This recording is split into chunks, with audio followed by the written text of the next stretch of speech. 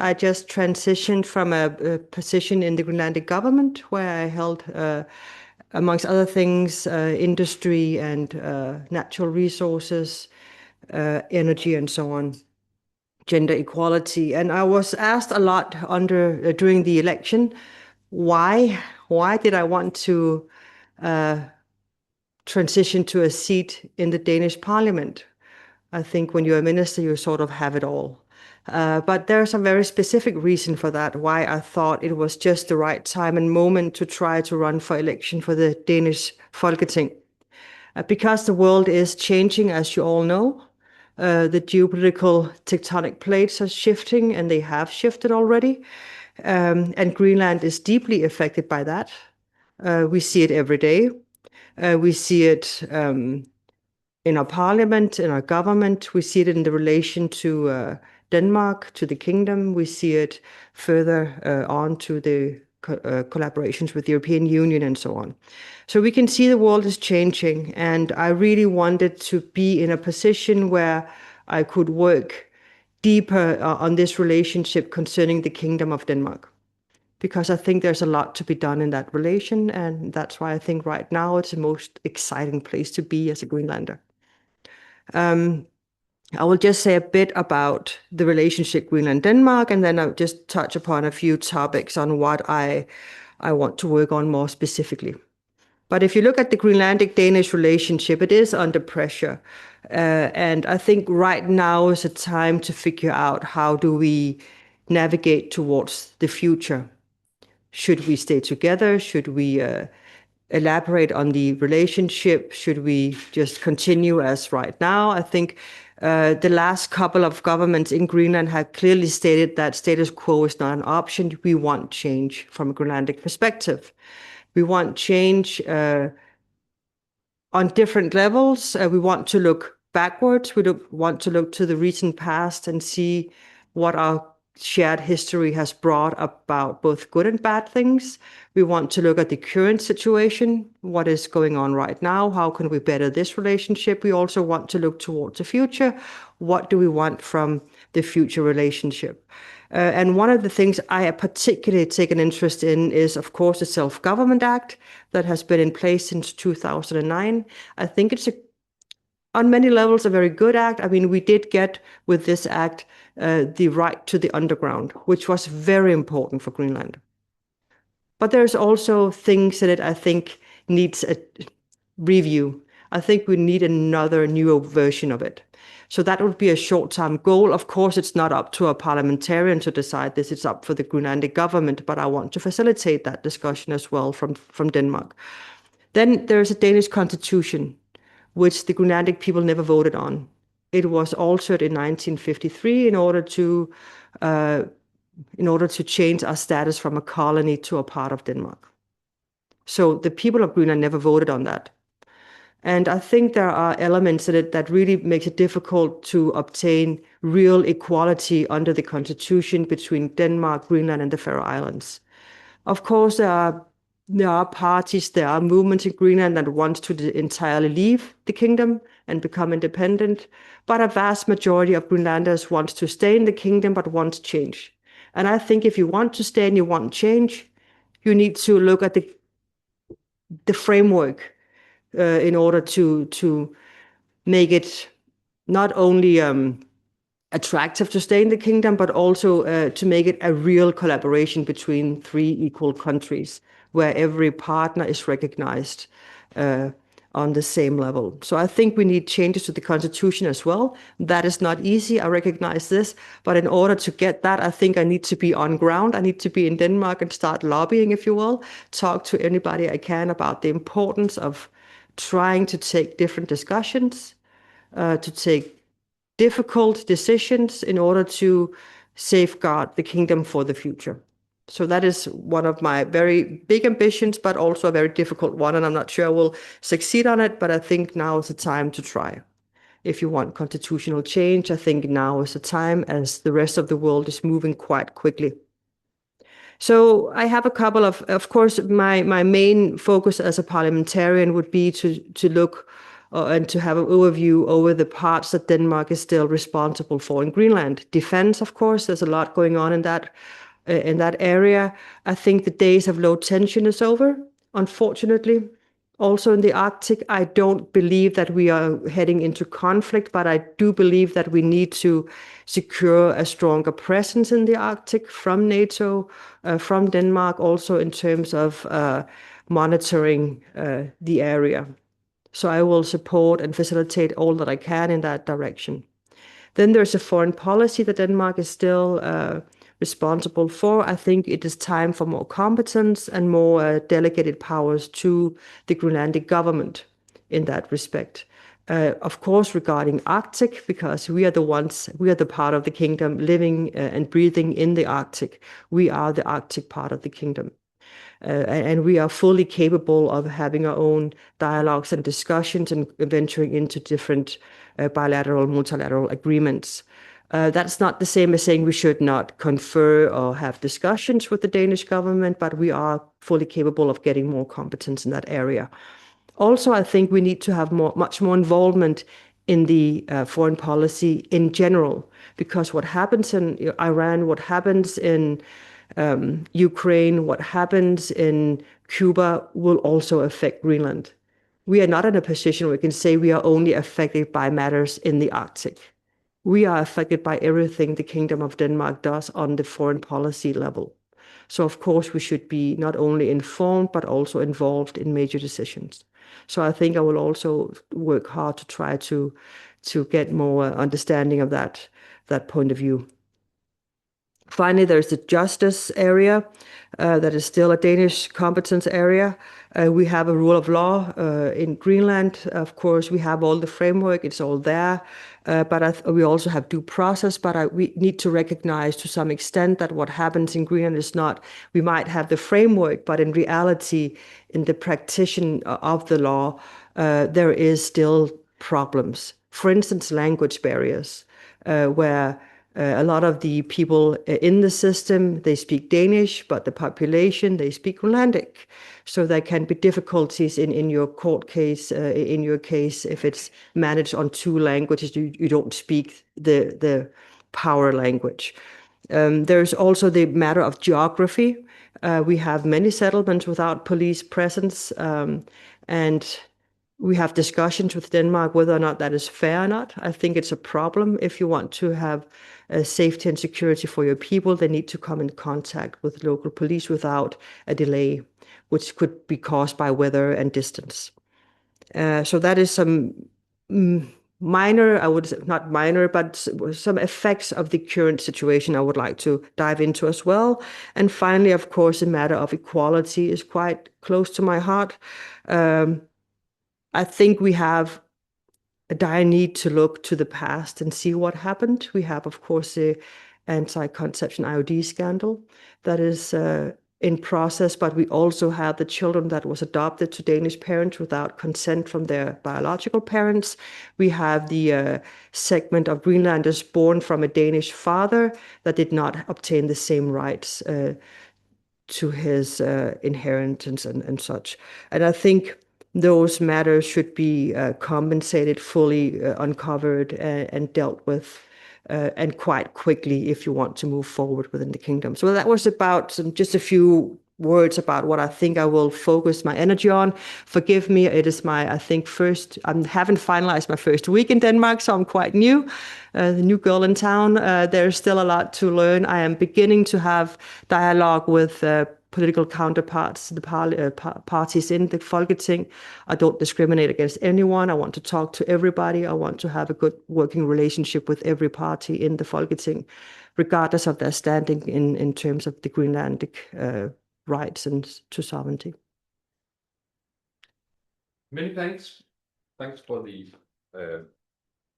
question here. I think we'll now open up for questions in the room. And again, so you just raise your hand, and then I'll try to be as fair as I can. And if I could then ask you to just introduce yourself and your media, then we'll take it one by one. I see Sanne here, and then David after that. Sanavas from Bloomberg. I understand that you've been to a meeting with Mette Frederiksen as part of the government negotiations. Could you tell us just a little bit about what role you are playing in the formation talks? And are there any kind of things that you are proposing as part of those talks to say, we want this if we are to support you for Prime Minister? Invited to negotiations. If you look at the math of the current situation, of course, they don't need the North Atlantic mandates, but I do believe very strongly that any government in Greenland should, of course, include the North Atlantic mandates in their dialogue, especially now. You can see that it is difficult for me to see a reality where a Danish government do not have a good working relationship with the North Atlantic, especially the Greenlandic mandates, because of the geopolitical situation. So even though we don't have leverage in terms of numbers, I think we are of importance for this ongoing dialogue. We came, of course, with some demands and wishes for the future Danish government. It is still an ongoing process, but some of them are not very secretive. We have all the time said we want more governance and more competence within the foreign policy area. We want revisions of the Self-Government Act. We have specifics as well concerning the beredskab, the contingency and defense areas. We have issues about Greenlandic patients' access to Danish hospitals and so on. So we have a variety of wishes and demands that go from more, you can say, specific issues to the greater ones concerning the entire framework of the kingdom. And which ones will land, we will see. We are in this dialogue as we speak.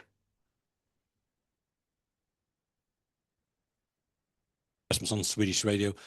Regarding the negotiations, do you feel like you are negotiating from a powerful position now, maybe thanks to the crisis? Has that been, so to say, good for you in that manner that the Danes listen more?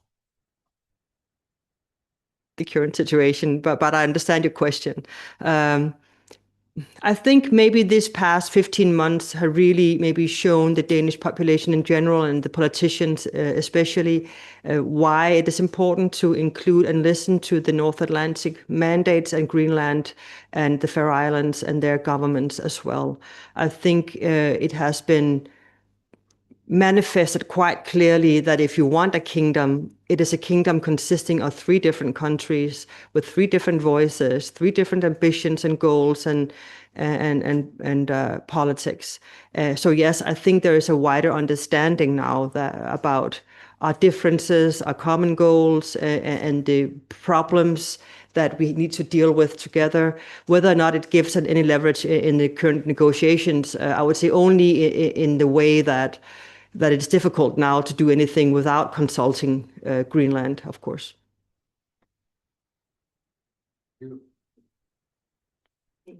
Yeah, my name's Jacobsen, and I'm from Reuters.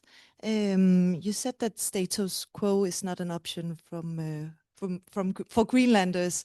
How are you when you're talking to Danish lawmakers? I know it's very early days, but how are they sort of seeing this? Do they understand the urgency and some of the issues that needs to be addressed? And maybe also more specifically, how are you hoping to improve ties with Denmark? There's a lot of areas you mentioned where there is certainly a lot of painful history as well. So how are you hoping sort of to work to improve ties in this area? And does it also include, for example, the many Greenlandic people living in Denmark who, I mean, we've heard many stories about them not being treated equally, etc. Could you elaborate a bit on that? I'll try to get around it. Well, I am socialistic by nature, so I always believe in dialogue and involvement. And I really think that is the best weapon we've got. The dialogue with each and every party, each and every lawmaker, trying to elaborate on our positions and views. And I think I already met with quite a few, and I think there is a mutual understanding that we might not see eye to eye on every matter concerning Greenland, but there is absolutely, as I detected, a willingness to understand more, to engage more, and to have the dialogue and figure out what is the common ground and where would we agree to disagree. And I think that is a way forward, really, to try to gain support from the cases that matters to us, but also invite them to understand us more, to invite them to Greenland, to invite them into our ways of thinking. So I have been using a lot of my time these past weeks to engage in dialogue and trying to also ask curiously about their positions, because I need to understand their positions in order to better mine. So I think it's just a lot of dialogue. And of course, when push comes to shove, I think many of the parties do understand the necessity to look to the past, whether or not they are ready to look to the future and real alterations in the near future. They might not be there yet in understanding the urgency, but I must also say in Greenland, things are moving fast as well. And if you want to maintain a kingdom of Denmark with 3 countries, you need to understand the nuances in Greenland as well, and the population and their feelings and wishes for the future, and you need to address it and work with us. If not, I think there will be a slow polarization over the next decades. Thank you. So I got Lisa first, then me, and then Sean. Lisa, please. Thank you very much for coming today. I write for Australian Associated Press, and I have a couple of questions about your old job as Resources Minister. To what extent do you think that the ongoing legal dispute between the Greenlandic government and the Australian mining company ETM could potentially damage Greenland's ability to attract foreign investment in mining? And how serious do you think Greenland is about having a mining industry? I cannot speak to the Greenlandic government, of course, because they are another group of people than I am, but I can easily answer your questions, but as a parliamentarian.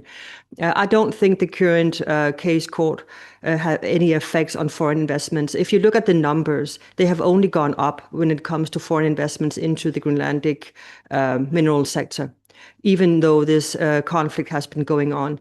The mining companies understand that this conflict has to do with uranium as a commodity and not with mineral extraction as such, that this is a specific case. So if you look at the numbers, if you look at the interest towards Greenland, it is unaffected by this current ongoing conflict with Greenland Minerals and their mother company, ETM. So I think that is not a concern, and we are quite serious about extracting minerals. There is in Greenland a very pro-mining attitude. They always ask 2 questions, the locals. It is the environment taken care of, and is there a job? Do we benefit?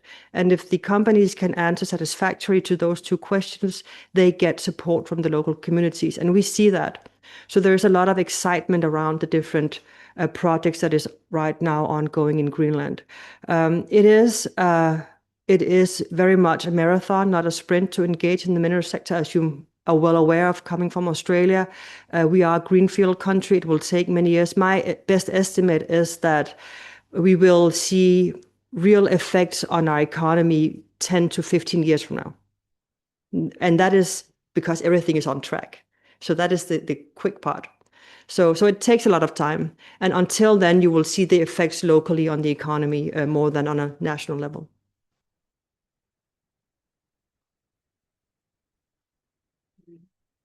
I'm afraid, do you expect this dispute to be settled in? And why is it likely that ETM's exploration license is not going to be removed?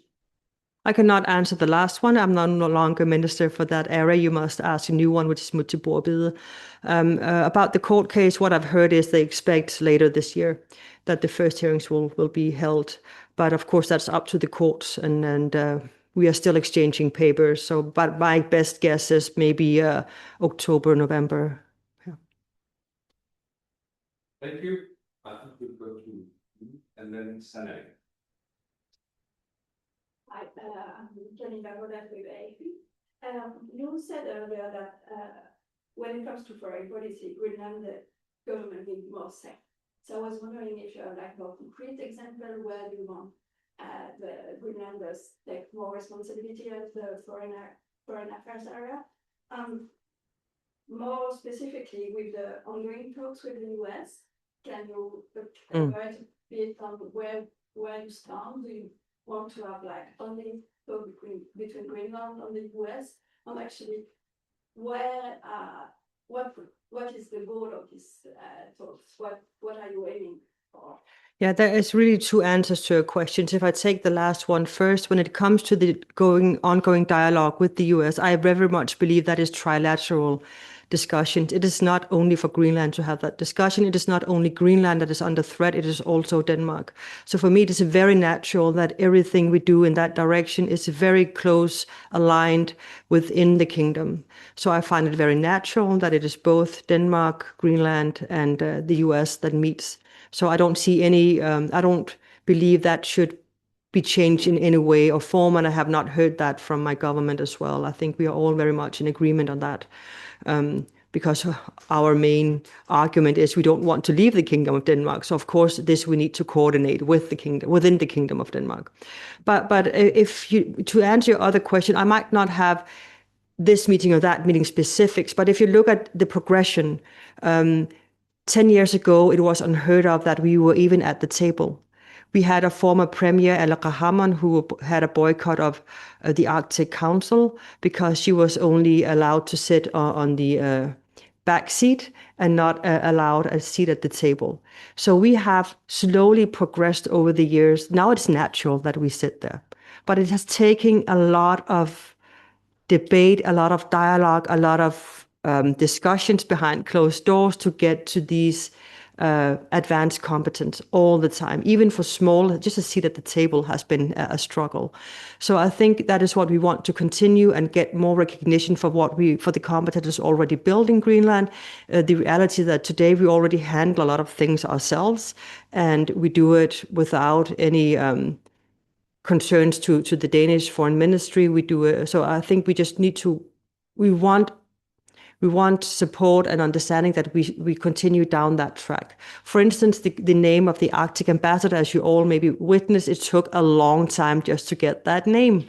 But that discussion was not just a year. It had been going on for many, many years.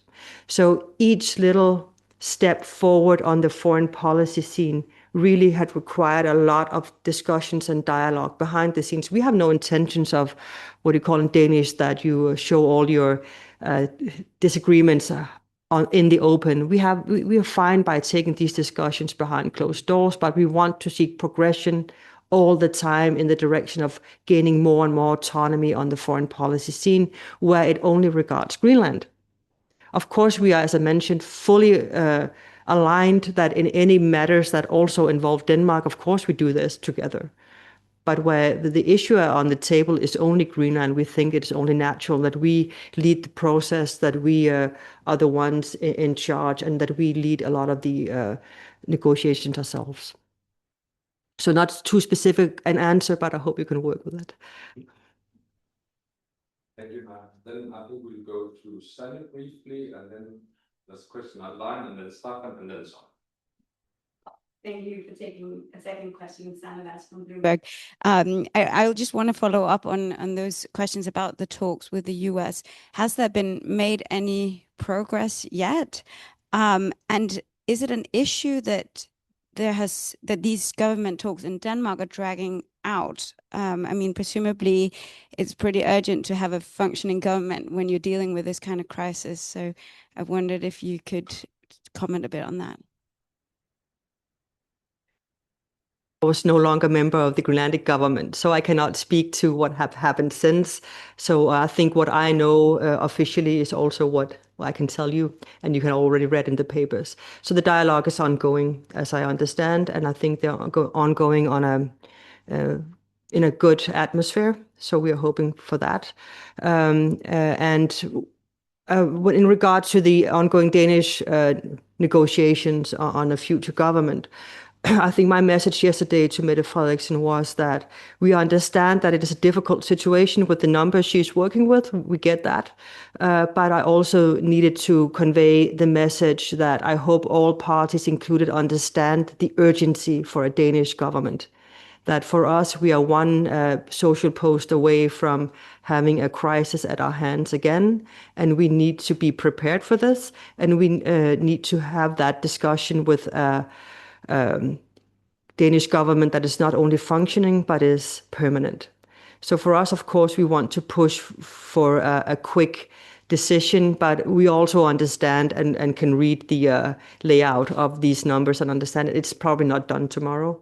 But we don't, what do we say? We hope nobody drags on just for the fun of it, but understand that this is serious for Greenland. And the crisis is in no means over. Thank you.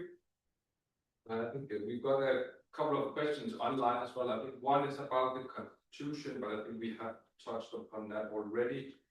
But then if you would allow me, we've got Adrian online. And again, it's a little bit about the relationship to the US, about the reports that are maybe potentially interested in 3 US air bases in Greenland.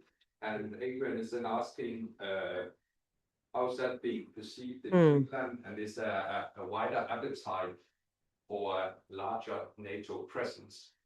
It's a good question, and we also hear the reports. And for a Greenlandic side, we have all the time, even the last 15 months, said the US, under the current and existing 1951 agreement, have quite wide access to Greenland in terms of establishing more presence there. And we have not disputed that in any way or form. We accept that as the terms of the current agreement. So of course, if the US wants to establish more military presence once again, in my lifetime, I grew up when there were more bases in Greenland. So for us, it's not something that foreign. It's not that many years ago that was the case as well. So as long for Greenland, of course, we want to adhere to the treaties that is already in place. We have no objections to try to venture into negotiations if you want to renew them. But as of now, under the current treaty, there is absolutely possibility of establishing more bases. What we are saying is we really want engagement with the local communities and with our local business communities and with our government. So we want to be involved when these decisions are made, but we recognize the right to establish these bases. I think there was another question in that as well. It regarded wider NATO. Oh yeah, then a wider NATO presence. Yes, we applaud that as well. We think it's a good solution. We have recognized that Mark Rutte has said that he's looking into a more permanent presence in the high north. That could be Greenland, that could be Canada, that could be other countries in the Nordic countries. So we have no objections to that. We find that is fine. Yeah. Thanks. Stop. Thank you. I'm a Swedish freelancer. In what you said so far here, you represent yourself and, of course, your party, and I understand mostly the government as well. Then again, you have got a colleague from another party who was elected to Danish Parliament, who has a somewhat other take on some of these issues. So my question would be, to what extent do you believe that you represent a Greenlandic voice, and how do you see the line of the other party, Naleraq? Of course, they have to answer themselves, but still, I'm interested to hear how you see them. It's going to be quite a long answer, because that is one of the reasons I am so focused on trying to alter the constitution. During the constitution, in 1953, Greenland was awarded 2 seats in the Danish parliament. At that time, we did not have our own parliament, we did not have our own government. Time has gone by, and now we have a fully functioning democracy with our own parliament and our own government. So this idea that you send 2 parliamentarians to Denmark, I think, if you look at the framework of things, it's a bit odd, because for many Danes, the Greenlandic parliamentarians in the Danish Folketing, in practicality, tends to represent Greenland, but of course we represent parties from Greenland. So for me, it would be only natural, and I also speak as a former minister and a former Greenlandic parliamentarian, it would be so much easier if the dialogue was government to government, parliament to parliament, like we do in the Nordic Council and other places. For me, that is the most logic way to go around things, and also the way we do things on a day-to-day basis. But then we also have these 2 seats in the parliament in Denmark. Of course, I want to fill it as good as I can. I recognize that for many parties and for many organizations, I will be the face of one of the faces of Greenland in Denmark. But I also want to underscore the point. Really, that is the Greenlandic government and the Greenlandic parliament. They are the ones deciding the future of Greenland. So this role has changed over the time. And so if that makes sense, I think my role is, of course, to represent my party in everyday practicality. I will also end up oftentimes representing Greenland, but I kind of object to that because I think we need a change of the constitution. And to answer the other part about my partner, Qasok Høydam, yes, Naaja and Inuit Ataqatigiit, our 2 parties, do have many of the same goals. We have also been in a coalition together, but we do find that we work in different ways, and we also have altering points of view on some things. So, of course, we represent different parties, but I will insist that he also represents Greenland. And there has been a tendency, and now I speak maybe more to culture and self-understanding in Denmark, that you have the good Greenlanders and the bad ones. And the good ones you can talk to, and the bad ones wants to depart from the kingdom. And I don't buy into that. I think he represents our democracy and some points of view that are existing in the Greenlandic political reality, and we should take that serious as well. So I do confer a lot with him. I recognize his views and his way of working, and I think that we should be taking serious, both of us. I have read some of the papers that say that I'm the pragmatist and he's not. I don't know where they get that from. I hope we are both pragmatic. I hope we are both kind. But yeah. Then we have a question. So, yeah, please. It's off. Is it? Manager to be on a roy for my how do you think who will eliminate going in the future? How we determine Greenland in the future? Yeah. I have to go back 300 years. Greenland has been changing for many, many, many years.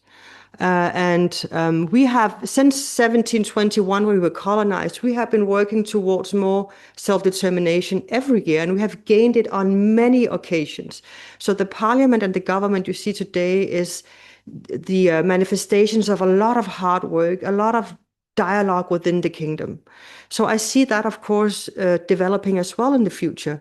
Right now, there is no majority in Greenland that wants independence, but they want more determination, self-determination, more competence, more recognition. And I think that's what we're working for right now. In the future, who knows? That is really up to future Greenlanders to take a vote on. Would it be in my lifetime? I don't know. But right now, I think we are still working on stabilizing our economy in Greenland, and are focused on many things more than independence. But of course, it's a deep felt goal for many Greenlanders. That's not the same as saying it's going to happen within a few years. I doubt that. But you shouldn't understand that as there's not an appetite for more self-determination, because there absolutely is. So for us, it's a very nuanced picture. When you read it in the media, it's often a yes or no to independence, but for Greenland, it's much more nuanced than that. Around the kitchen table in Greenland, we discuss education, we discuss economy, inflation, we discuss relations with the European Union and the US, much more than we discuss independence on a daily level. So I think, yeah, that would be a picture down in the Greenlandic kitchens, fisheries. So. Thank you.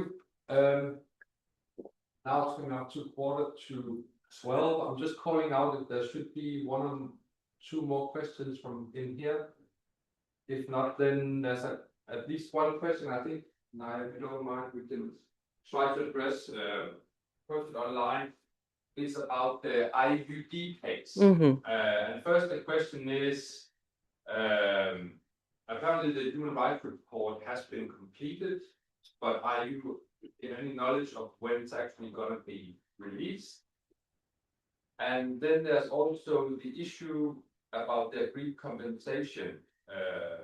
Is that likely to move ahead now that there's no government in at the moment in Denmark?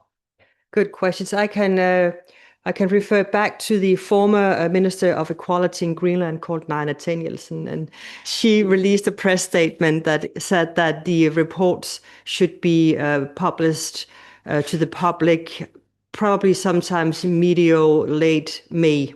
So that is the current plan. There are right now being what do you call it? Translated into Danish and Greenlandic. So that is going on, and there's also a peer review because, as we have stated publicly, that the expert group decided to go in different directions. So there are two reports being presented, one from the expert group and then another from the two experts that decided to leave and come with their own statements. So of course, that's going to be very interesting to hear what they say. I have read them. I'm not going to say anything about it today. That's up for the future, for the current now minister to release those. And when it comes to the Danish law, I think it will move forward. Of course, it cannot be finalized before there is a new government and a new in place, but I have all expectations that it will be finalized this year. Thank you. Then one more, a little bit related, perhaps, at least on the topic, about the legally fatherless. Yeah. Anyway, who's online is saying you said that was a priority too. Have any talks begun with Denmark to acknowledge this issue? Well, I can at least say that we have brought this issue to the table during negotiations now, of course, and also the Greenlandic government on a regular basis brings it to the Danish government. So this is ongoing as well. Thank you.